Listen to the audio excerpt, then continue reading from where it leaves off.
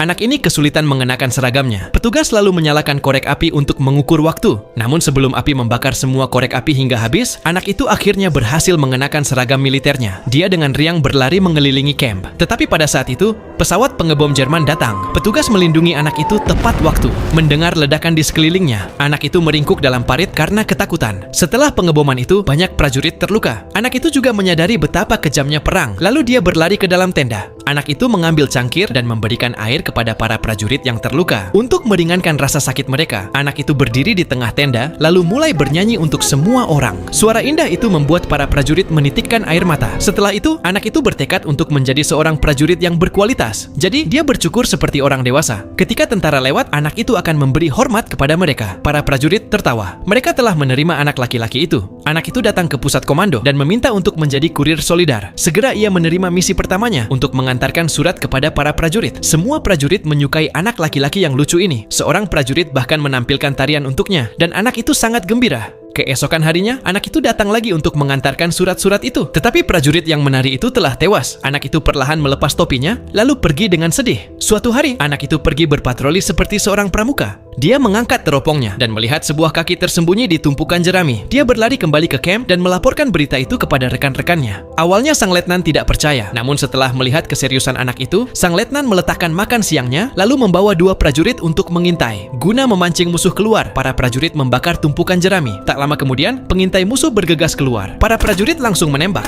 Akhirnya, 2 prajurit musuh berhasil ditundukkan. Anak itu berjalan menembus kabut. Dia membawa sebuah ransel yang di dalamnya terdapat radio. Ini digunakan untuk menyediakan koordinat pengeboman untuk angkatan udara. Anak itu telah melakukan pekerjaan yang hebat, tetapi dia tidak bangga. Untuk membalas dendam terhadap Soviet, musuh melancarkan serangan dahsyat. Anak itu menyeret kotak amunisi di parit untuk mengirimkan peluru bagi rekan-rekannya. Menghadapi banyaknya ledakan, anak itu tidak takut. Sang veteran berterima kasih kepada anak laki-laki itu, dan anak itu juga memberi hormat kepada sang veteran. Ketika dia kembali ke pos komando, anak itu mendengar bahwa jalur komunikasi telah hancur. Melihat petugas yang cemas, dia berlari keluar lagi. Anak laki-laki itu bergerak di sepanjang jalur komunikasi, lalu dia merangkak keluar dari parit. Anak itu merangkak maju ke medan perang. Dia menyambungkan kabel-kabel yang putus. Komunikasi pun akhirnya dipulihkan. Mereka pun berhasil memukul mundur musuh karena hal ini. Sang jenderal mendengar tentang perbuatan anak itu. Jadi ia menghadiahkan anak itu medali kehormatan. Anak laki-laki itu baru berusia 6 tahun, dan ini adalah kisah nyata. Semoga semua anak di dunia tidak pernah harus pergi berperang.